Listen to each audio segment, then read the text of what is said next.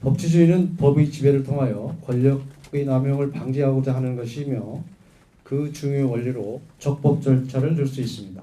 특히 헌법 제12조가 강조하듯 형사 절차제의 적법 절차는 인권 보장을 위해 아무리 강조되어도 지나치지 않습니다. 하지만 야당의 하명 수사기관으로 전락한 공수처는 헌법기관인 대통령을 대상으로 법률이 정한 적법 절차를 무시하고 수많은 불법 수사를 자행해 왔습니다. 공수처, 경찰, 법원이 거대 야당의 지휘하에 대통령 내란몰이에 나선 것이 작금의 혼란을 불러온 실질적 내란 행위입니다. 애당초 공수처의 수사 자체가 불법이고 원천 무효였습니다. 우리 헌법에 따라 대한민국의 어떤 기관도 재임 중인 현직 대통령에 대한 직권남용죄 수사가 불가능합니다. 대통령에 대한 수사가 가능한 내란죄의 경우 그 수사권은 경찰에게만 있습니다. 그런데도 공수처는 애당초 수사할 수 없는 대통령의 직권남용죄 수사를 발판으로 수사권이 없는 내란죄 수사를 정당화하였습니다. 불법에 불법을 얹어 합법이라고 주장하는 헌정 유린을 자행한 것입니다. 이후 벌어진 공수처의 대통령 체포는 그 자체로 완전한 내란 행위였습니다. 공수처는 공주수사본부라는 법률에 근거도 없는 협의체를 만들어 수사 지휘권이 없음에도 경찰 기동대 수천 명을 동원하였습니다. 법무부는 지난 1월 23일 국회에 공수처 검사의 사법경찰관에 관한 각종 영장의 집행진의는 불가한 것으로 보는 것이 타당하다는 해신을 한 바 있습니다. 공수처와 경찰은 파견된 경찰관들이 공수처 검사의 지휘하에 체포영장 집행을 보조하는 범인의 행위는 적법한 것으로 판단한다며 형사 사법 체계와 법률을 완전히 무시했습니다.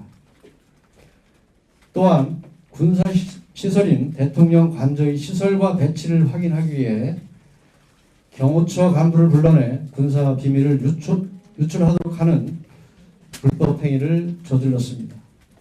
대통령 관저 외곽을 경비하는 55경비단장 명의 공무를 위조하는 중대한 불법 행위를 저질렀습니다. 엄청난 인력을 동원하여 대통령 경호처를 압박하며 무력화하고 대통령을 불법적으로 체포한 과정 하나하나가 불법의 집합체였습니다. 이 모든 것이 조기 대선을 통해 권력을 찬탈하려는 것으로 이야말로 완벽한 내란죄라 할 것입니다. 일부 법원과 판사는 이런 내란 행위에 동조함으로써 대한민국의 사법체계를 뿌리부터 흔들어 놓았습니다. 공수처는 공수처법상 관할 법원인 서울중앙지법이 아닌 우리법연구회가 주축이 되어 있는 서울 서부지방법원에 체포영장, 구속영장을 잇따라 청구했습니다. 서울 서부지법의 우리법연구회 출신 판사는 수사권도 없는 공수처에 체포영장을 발부하고 해계한 제외 조항까지 집어넣어 입법권을 침해하여 판사 입법까지 하였습니다.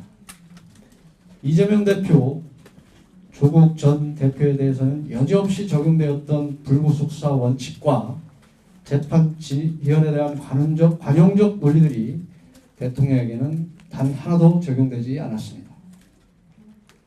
공수처는 대통령의 인권도 잔인하게 짓밟았습니다. 분풀이라도 하듯 가족까지 포함한 일반의 접견을 제한하였으며 외부와의 소신 역시 금지시켰습니다.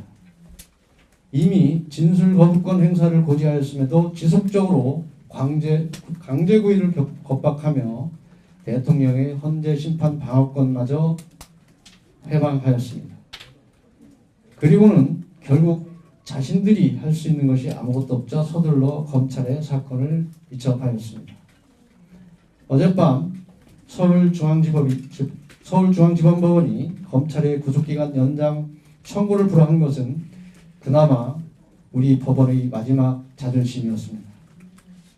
공수처법 제26조에 명확하게 검찰에게는 구속기간의 연장이나 추가 강제수사가 아니라 공소제기 여부의 결정만 남아있다는 올바른 결정을 내린 것입니다. 지금 검찰이 할 일은 전례도 찾기 힘든 구속영장 연장 재신청이 아니라 즉각 대통령을 석방하고 공수처의 내란죄, 군사기밀보호법 위반 등 불법 행위를 조속히 수사를 착수하여 엄중하게 수사하는 것입니다. 내란몰이로 대통령을 구속하고 제대로 방어권도 행사할 수 있도록 한 후 탄핵 심판에서 대통령을 끌어내리겠다는 시도는 여전히 계속되고 있습니다.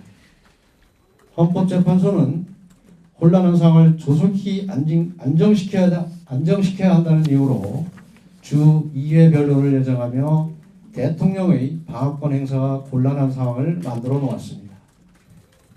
2020년 형사소송법의 개정으로 검사가 작성한 피의자 신문조서조차 당사자가 부인하면 법정에서 증거로 사용할 수 없습니다. 그런데 헌법재판소는 조사 과정에 변호인이 참여했다는 이유로 탄핵 심판에서 증거로 삼고 있습니다. 기일을 일괄 지정하며 당사자들의 의견을 듣도록 한 형사소송법 역시 헌법재판소는 무시하였습니다. 또한 헌법재판관의 배우자가 근무하는 재단의 이사장이 변호인으로 출석하였음에도 기피 사유가 되지 않는다고 하였습니다. 신속한 심리만을 강조하는 것은 결국 졸속 심리로 이어질 뿐입니다. 대통령과 국무위원들, 장군들 사이의 대화는 당사자들만이 가장 정확하게 그 의미를 알고 있기 때문에 대통령이 직접 변론에 나서서 사실관계를 밝혀야 할 것임에도 대통령과 변호인단에게 충분한 준비의 시간을 주지 않고 있습니다. 전체 국민이 선출한 가장 큰 민주적 정당성을 가진 대통령을 짧은 기간의 변론과 심리마로 물러나게 하겠다는 것은 지명된 권력인 헌법재판소와 선출된 권력인 대통령을 무너뜨리는 반헌법적 행위입니다.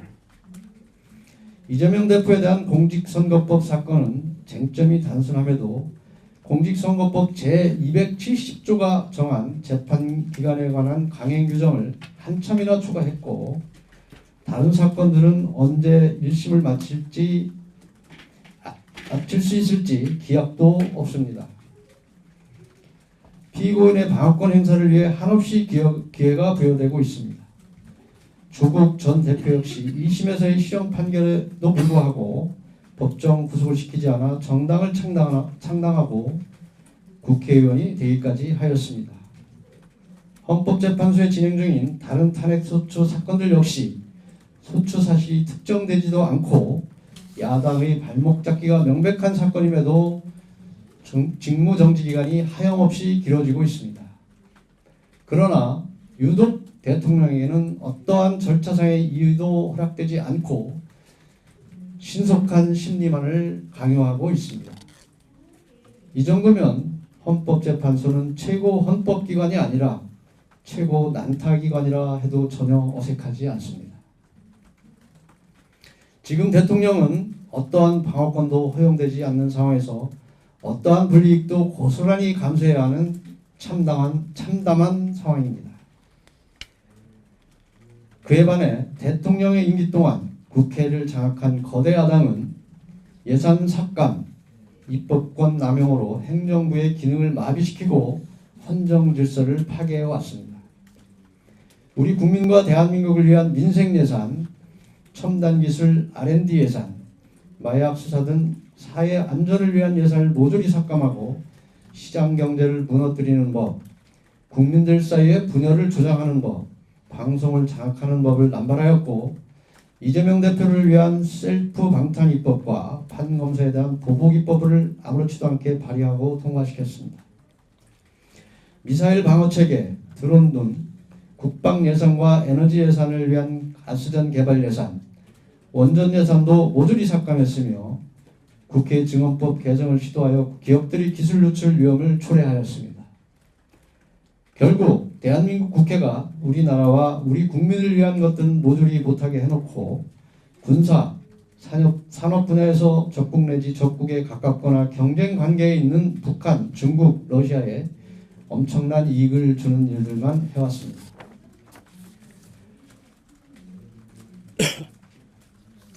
거대 야당의 무차별 탄핵 역시 행정부의 기능을 마비시켰습니다. 대통령의 임기 중 29번의 탄핵 수추가 있었습니다. 이태원 참사의 책임을 묻는다며 법제사법위원회에 해부하여 조사를 하자는 의견도 묵살한 채 탄핵을 강행하여 이상민 행안부 장관의 직무를 정지시켰으나 그 결과는 전원일치 기각이었습니다. 또한 이재명 대표 체포 동의안에 대한 보복 탄핵으로 헌정사상 처음으로 검사 탄핵을 하였으며 이재명 대표의 대북 송금을 수사한 검사들을 탄핵하였습니다. 검찰총장이 나서 이재명에 대한 방탄련 탄핵이라 하였고 법무부 역시 특정 정치인을 수사한 검사에 대한 보복적 탄핵이라고 하였습니다. 그럼에도 불구하고 입법 독재는 계속되었습니다. 방송통신위원장에 취임한 지 하루 만에 이루어진 탄핵 역시 기각되었지만 방송통신위원회는 기능이 마비되었습니다. 감사원장은 문재인 정부에서 사드 배치가 늦은 점에 대한 감사를 하였다는 이유로 탄핵되었습니다. 대통령에 대한 탄핵이 된 상황에서 국무총리가 헌법재판관의 임명을 거부했다는 이유로 압박하더니 국무총리까지 탄핵하였고 직무대행의 직무대행이라는 상황까지 초래하였습니다. 위헌적이고 삼권 분립을 망가뜨리고 국가의 시스템을 마비시키는 입법 독재이며 거대 야당의 폭주였습니다. 이러한 거대 야당의 폭주로 인한 헌정 위기에도 불구하고 어떠한 설득과 경고도 효과를 발휘하지 못하자 대통령은 결국 비상계엄이라는 대통령의 비상대권을 통해 국민에게 직접 알리고 주권자인 국민이 비판, 견제해 줄 것을 호소한 것입니다. 대통령의 비상계엄 선포는 결코 내란죄가 성립될 수 없습니다. 애당초 국가 권력의 정점에 있는 대통령이 비상계엄 선포를 통해 권력을 찬탈하려 했다는 주장 자체가 전혀 설득력이 없습니다. 비상대권인 비상계엄은 대통령의 헌법상 권한으로서 비상계엄 선포의 요건에 대하여는 대의제 민주주의 최고 권력인 대통령이 판단할 사항으로서 대통령의 국가 긴급권 행사에 대해 내란으로 처벌한 사례는 없다는 것이 대다수 헌법 석학들의 명확한 결론입니다. 대통령의 비상계엄 선포 자체에 대해서는 사법심사의 대상이 되지 않는다는 것 역시 지금까지 헌법재판소와 대법원의 판례에서 확인할 수 있습니다. 국정의 혼란을 수습하고 망국적인 국정을 수습하려는 대통령에게 국권문란의 목적을 찾아볼 수 없으며 질서 유지를 위해 소규모의 군을 국회에 동원하고 일부 IT 요원을 선관위에 파견한 것을 두고 한 지방의 평온을 해치는 폭동이라 할 수는 없습니다. 작금의 국정 혼란을 수습하기 위해서는 대통령에 대한 내란몰이를 멈추고 대통령을 끌어내리려는 모든 시도를 중단하는 것이 최우선입니다. 냉정하고 객관적인 시각으로 거대 야당의 폭주로 인한 사법, 행정의 무력을 진단하고 거대 야당의 폭주에 대한 견제와 대안을 마련하는 것이 뒤따라야 할 것입니다. 검찰은 바지 수사기관, 하명 수사기관으로 활약한 공수처의 유압 수사를 이어받지 말고 즉시 대통령을 석방해야 됩니다. 그리고 공수처의 유압 수사와 군사기밀 누출, 공문서 위조 등의 불법 행위들을 철저히 수사해야 합니다. 대통령은 무너진 법치를 다시 세우기에 끝까지 국민과 함께 할 것입니다. 다시 대한민국은 다급해진 민주당이 차용해 할 수 있는 말이 아니라 대한민국의 미래를 끊임없이 고뇌해온 대통령만이 할 수 있는 일입니다. 감사합니다. 네, 공수처 수사 위법이라고 하면서 응하지 않으셨는데 검찰 조사는 응할 수 있다는 입장이신가요? 검찰 조사는 지금 이제 구속영장의 기간 재신청 상태에 있어서 그것이 마무리된 후에 말씀을 드리도록 하겠습니다. 아직까지 연락 받으신 건 없으세요? 예, 지금 뭐 의견을 교환하고 있지만 구체적으로 뭐 진행된 것은 없습니다. 의견 교환이라는 게 어떤 각자의 입장을 설명할 수 있겠죠. 우리 변호인들 입장에서는 지금까지 제기된 많은 문제점들을 전달을 하고 그 문제점들이 좀 해소가 됐으면 좋겠다는 뜻을 전달했고 그것을 토대로 검찰에서는 검토를 하고 있는 것으로 알고 있습니다. 조사 관련 얘기가 나왔는데 거부하셨다고 이해를 해도 되나요? 그런 단계는 아닙니다. 방금 설명드렸듯이 현재 영장 기간 문제가 지금 대두돼 있고 지금까지 대통령 대리인단에서 수없이 얘기했듯이 수사권이 없는 공수처의 수사, 각종 영장의 불법 무효, 집행의 문제점, 그리고 관할 문제, 여러 가지 문제들이 대두돼 있어서 이런 문제에 대해서 적어도 검찰에서는 어떤 인권 보호 감시적 기능을 가지고 있고 또 공익의 대변자라는 검찰에서는 이런 문제에 대해서 어느 정도 입장 정리를 해달라는 것이 저희 입장입니다.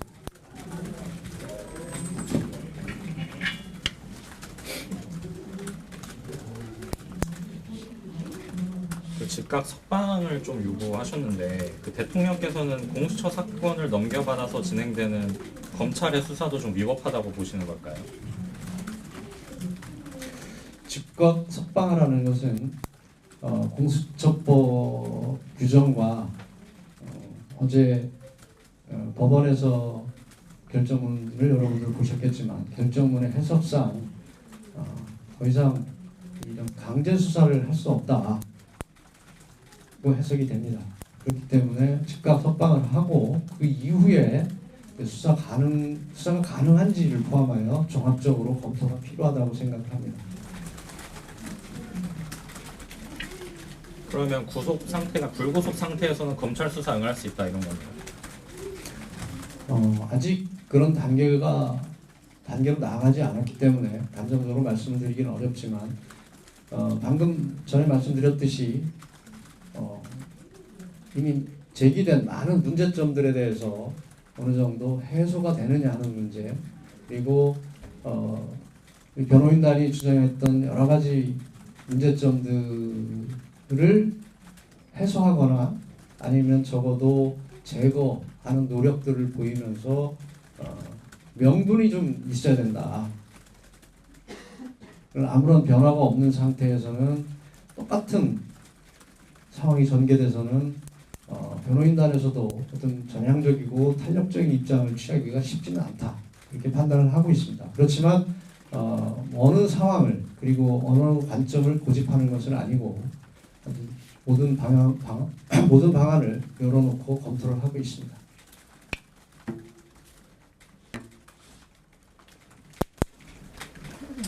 그 여러 문제점들이 잘 이해가 안 가서 좀 추상적으로 보면서 제일 큰 게 뭔가요? 제거돼야 될 요소. 방금 전에 제가 발표문에서도 말씀을 드렸는데 추상적인 게 아니라 구체적으로 다 설명을 드렸습니다. 공수처는 기본적으로 내란죄에 대한 수사권이 없습니다. 직권남용죄를 가지고 내란죄를 끌어들이고 있습니다. 그건 말이 되질 않습니다. 직권남용죄 자체가 대통령을 소추할 수 없는 범죄입니다. 소추할 수 없는데 수사를 할 수 없다는 것이 대부분의 학자들의 견해입니다. 설령 수사를 할 수 있다 하더라도 최소한의 수사이지 강제 수사는 절대로 안 된다는 것이 모든 사람들의 의견입니다. 그럼 직권남용죄를 강제 수사할 수 없는 직권남용죄를 가지고 내란죄를 강제 수사한다는 것은 이건 본말이 전도돼서 한참 본말이 전도된 것입니다. 무슨 전자제품 가게에 가서 조그마한 이어폰 하나 사고 커다란 TV 끼워달라는 거와 마찬가지 떼쓰는 겁니다. 있을 수가 없는 상황입니다. 이렇듯 공수처에는 내란죄에 대한 수사권을 가질 수가 없습니다. 그리고 지금까지 여러 차례 주장을 했지만 분명한 것은 공수처의 관할은 서울중앙지방법원입니다. 그럼에도 불구하고 이 사건 체포 내진 구속영장을 서부지방법원으로 갔습니다. 그것은 뭐 아는 사람은 다 알겠지만 그 의도는 뻔한 것 아니겠습니까? 관할을 자의적으로 변경할 수 없는 것을 가지고 갔다가 나중에 구차한 변명을 하고 있습니다. 처음에는 공수처법 31조 단서 조항을 가지고 서부지방법원에 청구했다고 했습니다. 근데 그 공수처법 31조는 분명히 기소권을 전제로 하는 것입니다. 근데 공수처에는 내란죄는 기소권이 없습니다. 그렇다면 공수처법상 당연히 중앙지방법원이 관할이 돼야 되는 것입니다. 그런데 처음에 31조 단서를 주장했던 공수처에서는 체포적부심 단계에서는 공수처법 31조는 적용이 안 되고 형사소송법 일반 원칙에 따라서 주거지 관할로 옮겼다고 궤변을 늘어놓고 있습니다. 그것은 말이 되질 않습니다. 설령 주거지 관할이기 때문에 했다고 한들 그 조항은 당사자인 피의자나 수사를 받는 사람들의 이익을 위해서 하는 것입니다. 본인이 원하거나 가령 부산에 사는 사람이라든가 이런 경우에 하는 것이지 같은 서울 내에 있는데 그것을 한다는 것은 정말 말이 되질 않습니다. 저도 오랜 기간 수사를 해왔지만 이런 것은 처음 봅니다. 있을 수가 없는 일입니다.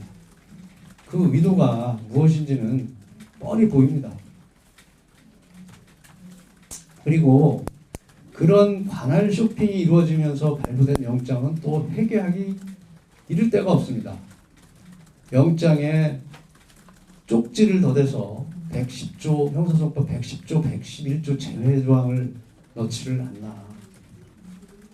그걸 근거로 진압군처럼 폭도처럼 국가 기밀시설을 침입하지를 않나. 그 1차 체포영장이 무산된 후 2차 체포영장 발부가 됐습니다. 발부되는 것도 말이 되지 않지만 2차 체포영장에서는 110조, 111조 제외 조항이 들어가지 않았습니다. 삽입되지 않았습니다. 이것은 1차 체포영장에 그 두 조항 삽입된 것이 잘못된 것을 서부지방법원도 자인한 것이라고 저는 그렇게 생각합니다. 그럼에도 불구하고 2차 체포영장을 집행하면서 공수처와 경찰은 국가기밀시설에 관리자의 승낙 없이 무단으로 침입했습니다. 기물을 손괴하고 사다리를 놓고 침입을 했습니다. 이것은 특수공무집행방해와 국가기밀보호법, 주거침입 등 중대한 범죄이고 특히 경찰이 앞장서서 이 영장을 집행한 것은 있을 수가 없습니다. 동원된 인원만도 정확하게 세보지는 않았지만 언론 보도마다 조금 다릅니다. 3,000에서 4,000명은 동원된 것 같습니다. 이거야말로 내란이고 폭동입니다. 전 국민의 민을 모아서 당선된 대통령입니다. 국가 원수이고 행정 수단입니다. 그 대통령을 각종 법을 위반하면서 체포하기 위해서 침입했습니다. 이것이 내란이 아니면 무엇이 내란이겠습니까? 내란죄의 기본은 권력을 찬탈하는 것입니다. 대통령을 체포하는 그 행위 자체는 권력을 찬탈하는 것입니다. 그럼에도 불구하고 권력을 가진 대통령이 내란을 했다는 이 모순된 주장을 하고 있습니다. 말이 되지를 않는 일들이 벌어지고 있는 겁니다. 이렇듯 수사권 없는 기관의 관할 쇼핑에 회계함 사법입법에 법을 어긴 체포영장 집행 그리고 체포영장 집행에 의해서 구속영장이 발부됐습니다. 구속영장 집행 후에 이루어지는 반인권적인 행위들 접견 제한, 처신 수발신 제한. 그 이유가 증거인멸이라고 했습니다. 그런데 구속영장 청구 단계에서 공수처는 소명이 충분하다고 했습니다. 증거가 충분하다고 했습니다. 무슨 증거를 더 인멸한다는 것인지, 관련자들은 이미 다 구속 기소되어 있는 상태이고 대통령은 직무가 정지돼서 구속되지 않았다 하더라도 관저에서 거의 유폐 상태였고 또 구속까지 돼 있는 상황에서 무슨 증거의 인멸의 우려가 있다고 가족까지 접견을 제한하고 수발신을 제한합니까? 이것은 그야말로 보복이고 분풀이고 심각한 인권 침해라고밖에 볼 수 없습니다. 이런 상황이 전개된 것을 대통령은 기본적으로 헌법을 수호하고 국가를 수호하고 국민의 안전과 재산을 지켜야 될 책무가 있습니다. 그런 대통령이 이런 불법 상태를 그대로 방치할 수는 없습니다. 그렇기 때문에 이런 지금까지 자행된 각종 불법 상태들이 해소되거나 적어도 해소하려고 하는 노력들은 보여야 된다. 그래야만 대통령으로서도 적어도 움직일 수 있는 명분을 갖게 된다고 저는 그렇게 생각합니다. 그럼 지금 공수처가 불법적으로 좀 청구해서 받은 영장에 의해서 구속이 돼 있으신데 그 상태가 해소가 돼야 그 이후의 것들을 논할 수 있다는 말씀이신 거죠? 너무 많이 설명을 해주셨는데 그렇게 일부만 가지고 질문하시니까 제가 좀 허탈합니다. 앞에 불법 요소를 너무너무 많이 얘기했는데 그 구속영장만 국한돼서 질문을 하시면 또 할까요 다시? 그것이 좀 핵심인 불법 행위이기 때문에. 그렇지 않습니다. 구속은 가장 큰 어떤 인권 침해적 요소가 있으니까 크게 보이긴 하지만 대통령 입장에서 보면 앞에 자행된 불법 행위들이 훨씬 더 클 수 있습니다.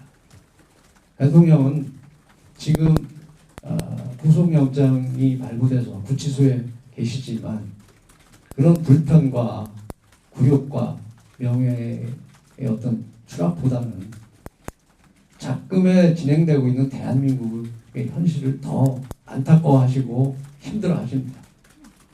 그런 부분들을 말씀드리는 겁니다. 그러면 구속 연장 재신청에 대해서는 또 다시 불어되실 거라고 보십니까? 저는 확신을 합니다. 우선 저는 평생 오래 살지는 않았지만 검사 생활 꽤 했는데 구속기간 연장 불어에 대해 재신청하는 걸 본 적도 없고 들은 적도 없습니다. 이 법에도 없습니다. 그리고 그 구속영장 전담법관이 장시간 검토를 해서 어제 보니까 이유도 굉장히 길게 설명을 해서 불어를 했었습니다. 그런 영장을 다시 주말에 재신청을 해서 발부가 된다는 것은 굉장히 자기 모순적인 상황이 발생할 수 있기 때문에 저는 불어가 될 거라고 확신을 하고 있습니다. 그 앞에서 말씀해 주신 말씀해주신 그 구속영장 재신청 그 문구를 보면 이 사실 검찰이 아니라 공수처가 수사를 했으니 공수처가 수사가 어느 정도 완결이 되어 있는데 검찰이 보완 수사를 하는 것을 인정할 수 없다 이런 취지였지 않습니까? 그럼 사실상 저번도 공수처의 수사가 괜찮았다라고 인정을 하고 해석이 되는 부분도 있는데 그러니까 공수처가 제대로 수사를 했는데 왜 검찰이 보완 수사를 하냐 이런 지적으로 저희는 이해를 했는데 그렇다면 공수처의 수사권을 어쨌든 법원이 약간 우회적으로 인정한 것 아닌가라는 생각도 드는데 그 점에 대해서 저는 오히려 반대로 봅니다. 공수처가 제대로 수사했는데라는 거 제대로 못 봤거든요.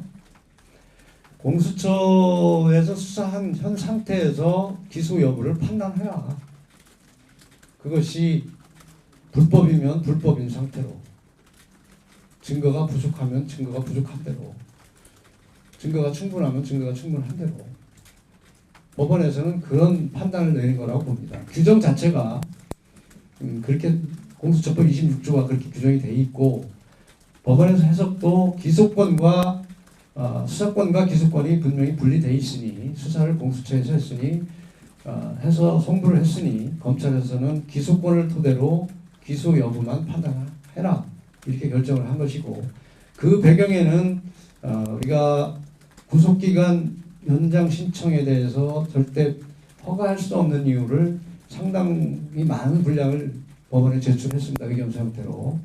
저는 그 의견서가 반영됐는데 그 의견서를 그대로 적신하지 않고 오히려 이제 공수처법상 명백한 규정을 근거로 해서 불허한 것이라고 이렇게 생각을 합니다.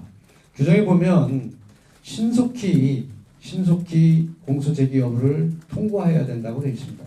이것은 그냥 온 그 상태에서 판단해라. 더 수사할 게 없다는 그런 수사권이 거의 검찰의 수사권을 인정하지 않는 듯한 그런 문구로 보입니다. 그러면 검찰에게 주어진 시간은 기록을 송부받아서 정말 공소 제기를 할 수 있는지 없는지 판단하는 시간 그리고 공소 제기가 가능하다고 판단했으면 공소장 작성하는 시간 그 시간만이 주어진 것이라고 저는 그렇게 판단을 합니다.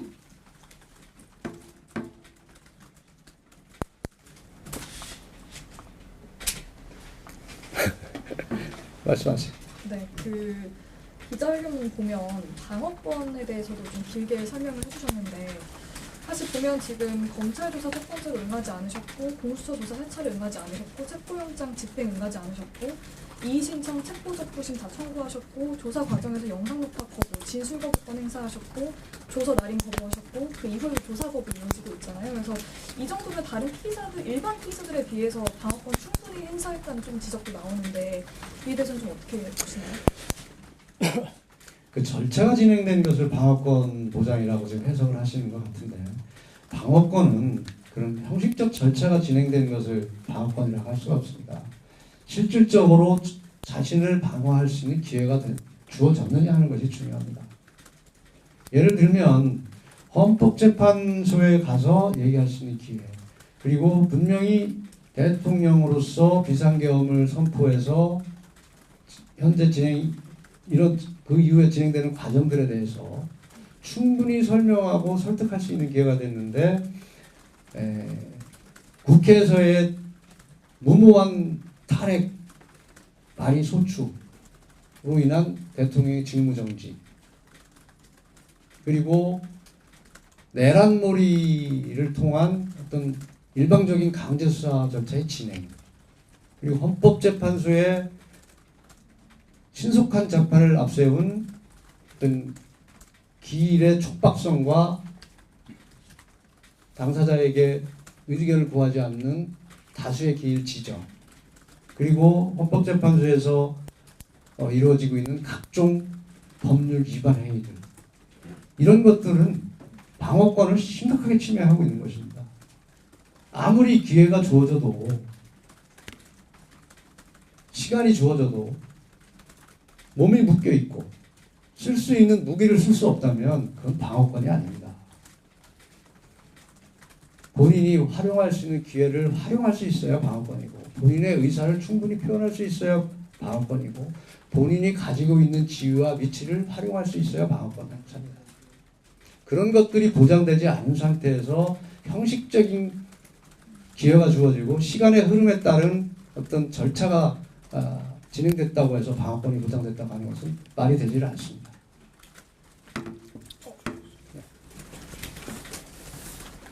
저쪽 어제 예. 윤곽근 변호사랑 같이 서울중앙지검에 방문한 것을 아는데 방문 목적은 무엇이? 윤곽근 변호사랑 누구랑 갔습니까? 이몽일 변호사. 네. 방문 목적은 무엇이 혹시 조사와 관련해서 무슨 기회가 사항이 있는지? 예, 그 이제 공수처에서 검찰로 사건이 넘어오고 검찰에서도 이제 이 조사 진행이라든지 여러 가지 절차를 위해서 변호인단 측에 의사를 확인하고 싶어 하는 게 있었고 저희도 또 우리의 의사를 검찰에 전달할 상황이어서 그래서 일단 방문을 했던 겁니다. 잠깐. 질주해죠. 예, 예. 질문하시고 질문 손들어. 안 하시. 그 앞서서 말씀해 주셨던 그 공수처의 좀 위법적인 행위들 있잖아요. 근데 그런 것들에 대해서 검찰이 입장을 밝혀야 된다고 아까 말씀해 주셨는데 그런 것들이 좀 이후에 검찰 수사에 어떻게 중요한지가 잘 이해가 안 돼서요. 그런 것들이 검찰이 어떤 입장을 좀 밝혀야 된다고 보시는 건지. 그 부분은 여러분들이 좀 바로 뛰어서 확인해 주시기 바랍니다. 우리가 느끼고 우리가 제기했던 문제점들을 검찰에 충분히 전달한 것이고 그것을 검찰에서 어떤 방식으로 풀어내고 어떻게 하는 것이 맞는지에 대해서는 제가 여기서 말씀드릴 입장은 아닙니다. 다만 어떤 조치들이 이루어졌을 때 그것이 합당한지 우리가 수인할 수 있는 건지를 우리가 판단을 하겠지만 지금 어느 것이 옳다 어떻게 해줘야 된다는 것을 지금 여기서 말씀드릴 수는 없습니다. 여러분들이 한번 구체적으로 스스로 생각해 보세요. 어떻게 풀려야 되는지. 그래서 저희들에게도 의견을 전달해 주시면 그것을 참조해서 저희도 행동하도록 하겠습니다.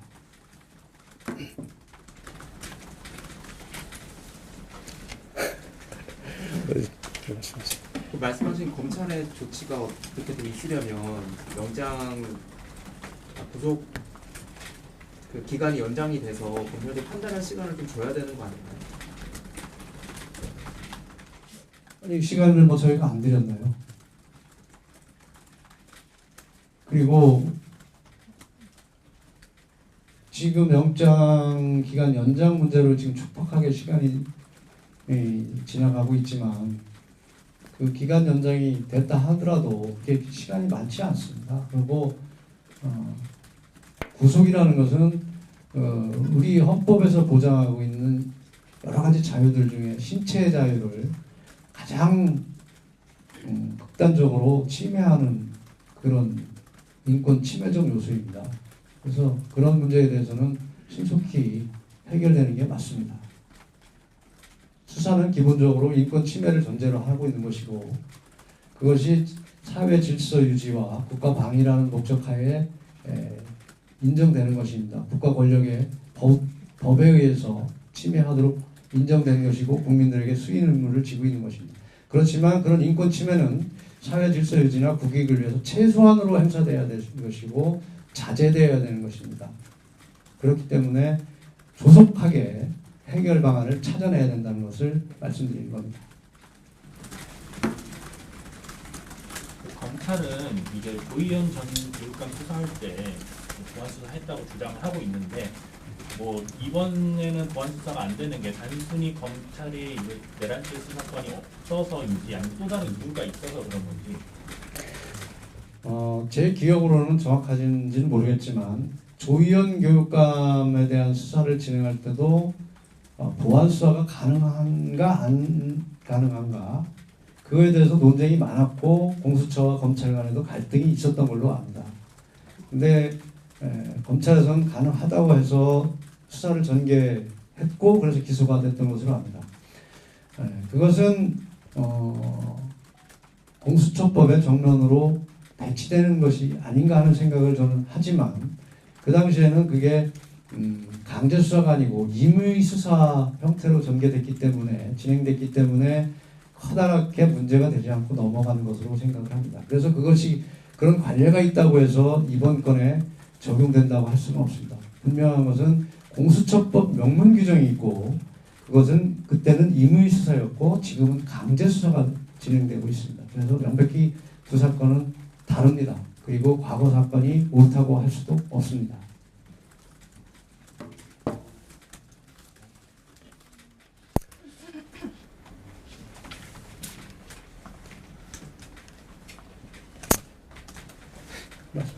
그 입장문에서는 어제 낸 입장문에서 검찰은 공수처의 수사 결과를 무시하고 처음부터 다시 수사라고 하셨는데요. 어쨌든 대통령께서도 이 내란 혐의에 대해서 좀 적법한 수사가 이루어져서 혐의를 벗으시는 게 좀 더 필요하실 텐데 그럼 검찰이 구속하지 않고 불구속 수사를 이어간다면 거기에는 응하실 계획이 있으신가요? 자꾸 한 발짝 앞서서 가시는데요. 어쨌든 지금 제기된 문제점들을 가지고 검찰과 논의를 해볼 것이고, 우리가 이 국정 안정과 좀 사실 규명 그리고 법리적으로 어떤 얽힌 문제들 풀어내는데 최선을 다할 겁니다. 형식적인 절차나 어떤 단순한 그 명분에 얽매여서 경직된 그런 자세로 임하지는 않을 겁니다. 어쨌든 대한민국 대통령입니다. 대통령 입장에서 행동하시고 말씀하실 겁니다. 그러면 더 아까 이어서 질문을 못 드려서 질문을 드리는데요. 아까 실질적으로 자신을 방어할 수 있는 기회가 주어졌느냐가 핵심이다. 그러니까 헌재 가서 진술 기회 주어졌냐, 충분히 설명하고 설득할 수 있는 기회 있었느냐라고 말씀을 하셨는데, 사실 구속된 피의자 신문 때도 직접 출석해서 말씀을 하시고, 헌재 때도 두 차례 출석을 해서 어제도 되게 긴 시간 동안 직접 말씀하시고, 또 이제 김용현 전 장관에게 질문도 하셨잖아요. 그렇기 때문에 이게 어떤 면에서 좀 이렇게 구속돼 있는 상태랑 돼 있지 않은 상태에서 어떤 게 좀 가장 크게 좀 방어권 침해가 받았는지. 우선 자꾸 이렇게 뭐를 하나의 절차에 참석하거나 출석한 거 이런 걸 가지고 말씀하시는데, 이게 자유로운 상태에서 변호인들과 수시로 소통하면서 법리적인 문제를 정리하고 증거 문제를 정리하고 어떤 조사 방향을 설정하고 하는 문제들이 이게 가능하냐? 그게 극히 제한돼 가지고 시간적으로도 제한되고 장소적으로도 제한돼 있느냐? 이런 문제들을 구체적으로 보셔야 됩니다. 만약에 불구속 상태라고 하면 언제든지 변호인들과 접촉해서 소송 방향도 논의하고 어떤 제기된 문제점들도 해소하고 하는 방안들을 토론할 수 있습니다. 그렇지만 지금 구속이 된 상태에서는 그런 일이 쉽지 않다는 것입니다. 그리고 대통령으로서의 직무가 정지되어 있는 상태에서는 또 외부와의 어떤 접촉이 잘못하면 증거인멸이니 무슨 강압을 행사했느냐 하는 오해를 받을 수 있는 사안들이 있습니다. 이런 사안들을 풀기 위해서라도 변호인들과의 소통이 굉장히 보장이 돼야 된다는 말씀을 드립니다. 그러니까 어느 절차에 출석을 했느냐, 시간이 주어졌느냐가 중요한 것이 아니고 방어권을 충분히 행사할 수 있는 여건이 형성되어 있느냐, 이런 관점에서 봐주시기 바라겠습니다. 그럼 오늘은 여기까지 하겠습니다.